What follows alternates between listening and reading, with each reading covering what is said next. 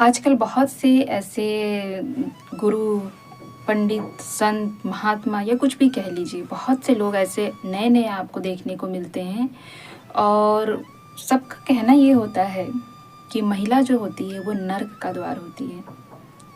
एक बात समझ में नहीं आती है कि महिला नर्क का द्वार कैसे होती है?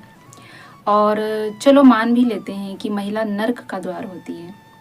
हो सकता है उन्होंने अपनी माताओं को, अपनी बहनों को और या जिन्होंने उनको जन्म दिया है, उनको नर्क रूप में देखा होगा शायद। तभी वो सभी महिलाओं के बारे में ये धारणा बनाते हैं, स्त्रियों के बारे में धारणा बनाते हैं कि स्त्री और महिलाएं जो होती हैं वो नर्क का द्वार होती है।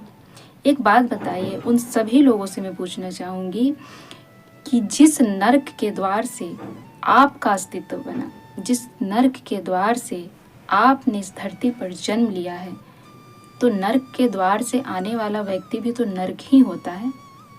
आपको क्या कहा जाए? नर्क के द्वार से ज़्यादा अच्छे तो आप नहीं हो सकते। एक एग्जाम्पल से समझिए। मान लीजिए कि एक गटर है, उसको हम नर्क का द्वार समझ लेते हैं। गटर के ऊपर यदि कुछ गिर जाता है तो हम फिर भी उसे उठा के अपने पास रख लेते हैं, लेकिन गटर के अंदर यदि कुछ गिर जाता है तो उसको हम छोड़ देते हैं, फिर चाहे वो कितनी ही कीमती चीज़ क्यों ना हो।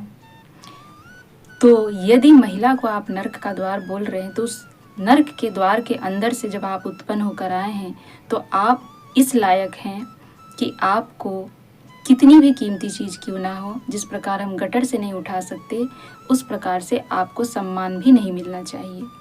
अब आप तय कीजिए कि महिला नर्क का द्वार है या आप नर्क के द्वार से भी बदतर हैं।